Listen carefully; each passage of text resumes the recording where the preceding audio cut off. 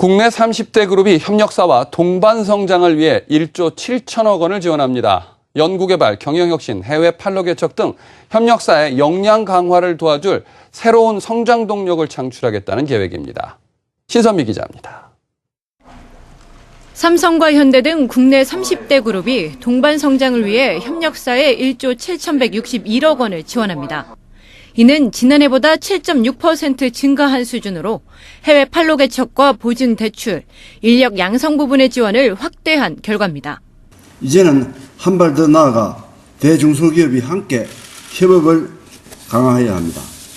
함께 신기술을 개발하고 해외 시장을 넓혀나가는 생산적인 파트너십을 펼쳐나가야 합니다. 국민소득 4만 달러 시대를 열기 위해서는 한국 경제를 선도할 새로운 먹거리 창출이 절실한데 이를 위해서는 대중소기업의 동반 성장이 중요하기 때문입니다. 이를 실천하기 위해 새로운 사업 모델 발굴, 글로벌 강소기업 육성 등 4대 추진 전략도 제시했습니다. 또 기업별 특성과 역량이 발현되는 정책 환경 조성과 공유가치 창출형 상생 모델 확산 등을 포스트 동반 성장 4대 정책 과제로 추진할 방침입니다. 특히 삼성전자와 현대자동차는 글로벌 강소기업으로 협력사를 육성하는 데 주력하기로 했습니다. 삼성전자는 R&D 펀드 조성, 상생협력 아카데미 운영 등 중소기업이 글로벌 전문기업으로 발전할 수 있도록 성장 사다리 역할에 집중합니다. 현대자동차는 협력사 지원 프로그램을 중견기업에도 적용하는 한편 혁신 아이디어를 제안한 사내외 벤처에 개발비를 선지급하는 등 신기술 개발을 촉진할 계획입니다. 이번에 대기업이 아주 크게 마음을 썼어요. 그래서 토탈 한 1조 7천억에 해당되는 그 협력기금을 또 내놓기로 되어 있기 때문에 아마 중소기업이 꼭 필요한 분야에 적절하게 잘 투자가 되지 않겠나 생각이 됩니다. 이에 정부도 협력기금의 집행과 분배 과정이 적절하게 잘 되도록 동반 성장에 최선의 노력을 다하겠다고 화답했습니다. 함께 가야 멀리 간다는 격언을 적극 실천하고 있는 주요 30대 그룹. 한국 경제의 동반 성장 문화가 깊숙이 뿌리내리길 기대해봅니다. 한국경제TV 신선미입니다. 네, 취재기자와 함께 이번 대기업의 동반성장 실천 계획에 대해서 자세히 살펴보도록 합니다. 산업팀 유은기 기자 자리에 함께했습니다. 안녕하십니까? 네, 안녕하세요. 자, 이번 이 30대 그룹 올해 협력사에 대한 투자 지원 계획 특징을 먼저 한번 짚어주시죠. 네, 이 전체적으로 지금 경기가 어렵다는 얘기들이 많이 있을 만큼 상당히 지금 경제 여건이 좋지 않은 상황인데 이 와중에도 대기업들이 이제 중견 중소기업에 대한 투자를 크게 늘린 점이 눈에 띄는 대목입니다. 이는 이제 정부의 동반 성장 정책에 사실 이제 대기업들이 동참한 그런 측면이 있고요. 그다음에 1, 2차 협력사들의 성장 없이는 사실 대기업의 성장도 담보할 수 없다는 그런 엄연한 현실을 인정해서 적극 지원에 나선 것으로 해석됩니다. 또 올해 글로벌 경기가 회복 국면에 있는데요. 이를 우리의 경제 성장으로 잘 활용하기 위해서는 선제적인 투자와 준비도 필요하기 때문에 이런 요소도 고려된 것으로 분석됩니다. 구체적으로 지원의 증가한 수치를 살펴보면요. 올해 대기업의 협력사 지원 그 계획이 작년에는 1조 5,942억 원이었는데 올해는 1조 7,161억 원. 이렇게 해서 7.6%가 증가했습니다. 분야별로 보면은 판매, 구매, 그다음에 생산성 향상, R&D 이렇게 해서 협력사의 기술력과 경영 성과 개선에 대한 지원 비중이 크게 늘어난 것을 확인해 볼 수 있겠습니다. 네. 특별히 이제 눈에 띄는 대목인데요. 작년 대비 이제 증가율이 높은 부분을 보면은 해외 판로 개척과 보증 대출 그리고 인력 양성으로 전년 대비해서 16.5%, 11.5%, 10.5% 각각 증가했습니다.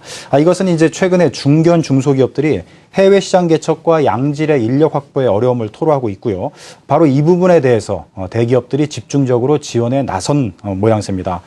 또 상대적으로 담보력이 약한 중견 중소기업에 대한 자금 지원에도 대기업들이 신경을 썼다. 이렇게 해석을 해볼 수 있겠습니다. 전문가의 견해 한번 들어보시겠습니다. 올해는 주로 경기가 어렵은 가운데도 협력사를 글로벌 강소기업을 키워내는 쪽에 역점을 두는 것 같습니다. 예를 들어서 그 판매라든가 구매 관련 지원 부분, 또 연구개발 부분, 또 생산성 향상 부분 이런 부분을 적극적으로 지원해서 협력사들의 역량을 좀 높여주는 쪽에 지원을 늘리고 있습니다. 네. 전체적인 특징을 살펴봤는데 각 기업별로도 이 지원 내용이 조금씩 다른 모습을 보이고 있죠? 네, 이게 30대 그룹이 이제 중견 중소기업을 지원할 때 천편일률적으로 같은 내용을 지원하는 게 아니라 이 업종별로 또 기업별로 이 지원하는 내용들이 각각 특징이 있습니다. 먼저 이제 삼성전자와 현대자동차를 보면요. 글로벌 강소기업으로 협력사를 육성하는 데 주력한 모습이고요. 이에 반해서 이제 SK와 LG, 포스코 등은 조금 내용을 달리해서 동반성장 인프라 조성에 좀 더 무게를 뒀다. 이렇게 볼 수 있겠습니다. 네. 구체적으로 이제 주요 기업별 협력사에 대한 지원 내용을 보면요. 삼성그룹 같은 경우는 이제 협력사들이 중소기업일 때 강소기업, 그다음에 글로벌 전문 기업으로 성장할 수 있도록 성장 사다리 구축에 역점을 뒀습니다.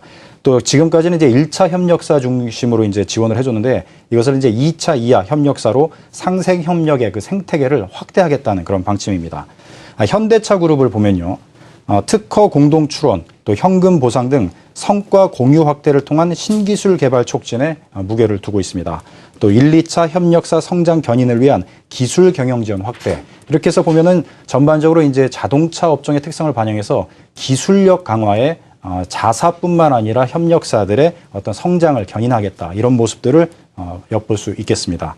SK그룹의 이제 지원 내용을 보면요. 기술 투자 확대와 함께 기술 자원 보호 강화 등 기술 협력 촉진을 하고 있고요. 보유 자원과 역량을 활용한 전사적 협력사, 교육, 해외 진출 지원이 이제 눈에 띄는 대목입니다. SK 같은 경우는 이제 에너지를 주력하는 이제 기업이기 때문에 이런 기술 투자와 함께 이제 기술 자원 보호 강화 이런 쪽에 이제 자사뿐만 아니라 1, 2차 협력사들도 같이 성장하고 기술을 확대할 수 있는 그런 방향으로 교육을 확대하고 해외 연수도 이제 확대하는 그런 내용을 담고 있습니다. 네. LG그룹 같은 경우는 글로벌 넘버원 1등 협력사 육성에 이제 주력하겠다는 방침이고요. 차세대 기술 역량 강화, 특히 이제 창조적 동반성자 기반 마련에 무게를 두고 지원을 하겠다 이런 방침을 밝혔습니다. 네, 알겠습니다. 우리 사회의 이 대중소기업 상생, 동반성장이라는 것이 화두로 떠오른 게 벌써 한 4, 5년 된 것 같은데요. 앞으로 우리 기업들 어떤 방향으로 이런 협력 상생 방안을 추진해 나갈 것으로 전망하고 있나요? 네. 이 전반적으로 보면 좀 말씀하신 대로 4, 5년 전부터 이제 대기업이 이제 중견 중소기업을 좀 지원하자 이런 논의들이 많이 됐는데 네. 과거에는 그냥 일방적인 어떤 시혜적인 지원이었다면 이제는 자생력을 갖출 수 있게끔 지원하는 그런 방향이라고 볼 수 있겠습니다. 네. 그런데 이 돕는 방향을 크게 두 가지로 볼 수 있습니다. 중견 중소기업을 이제 돕는 방향인데요. 한 가지는 규제를 통해서 중소기업을 보호하는 방법이 있고요. 또 한 가지는 오늘과 같이 큰 기업들의 어떤 지원을 이끌어내서 자생력을 키워주는 그런 방향이 있습니다. 네. 그래서 이렇게 규제를 통해서 벽을 쳐서 보호해 주는 것은 이제 대표적으로 중소기업 접합 업종이라 그러죠. 네. 이렇게 지정을 통해서 대기업들의 사업 진출을 막는 방향이 있고요. 오늘처럼 이제 지원하는 방향은 이제 대표적으로 이제 협력사, 1차, 2차 협력사들의 어떤 기술력 강화, 자금 지원 강화 이런 방향이 되겠습니다. 근데 이제 문제는 중소기업 적합업종 지정 문제는 사실은 외국 회사에 오히려 반사 이익을 준다는 문제가 있고요. 네. 소비자들도 오히려 불편하게 만들다는 그런 문제로 인해서 그런 효과에 의문이 제기되고 있고 사실 각종 부작용 논란에 휩싸이는 것도 사실입니다. 그러나 이제 협력사 지원하는 방법은 대중소기업 모두가 이제 반기고 있고 사실 효과도 확실하게 드러나는 부분이어서 좋은 지원책이라는 견해가 사실은 많이 나오고 있는 그런 상황입니다. 그래서 이제 앞으로 그럼 어떤 방향으로 중견 중소기업들을 이제 대기업들이 지원하는 방향이 좋은 것인가 이런 방향성에 대해서 좀 고민을 해볼 필요가 있는데요. 경제계 견해를 한번 들어보시겠습니다. 진정한 동반성장은 협력사가 역량을 키워주어서 같이 성장하는 게 굉장히 중요하거든요.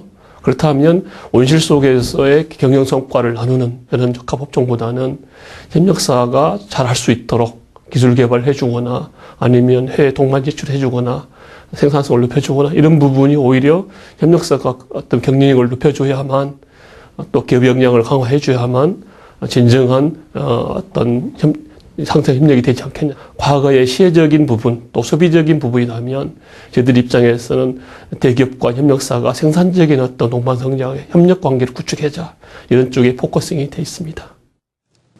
네, 사실 이 중소기업 적합업종 지정과 관련해서 최근에 이제 좀 확대하려는 그런 움직임이 있는데요.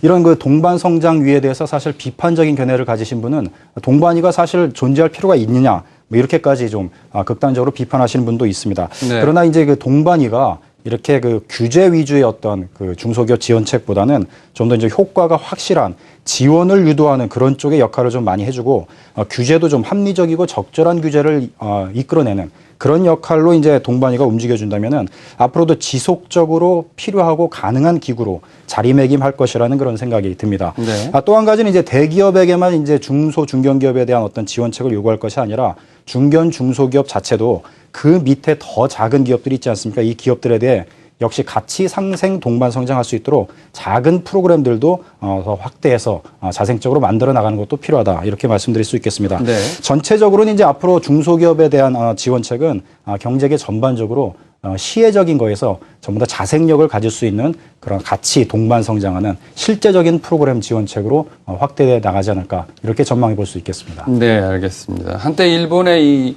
도요타 자동차가 간반 시스템이라는 시스템으로 굉장히 전 세계를 휘어잡았었습니다.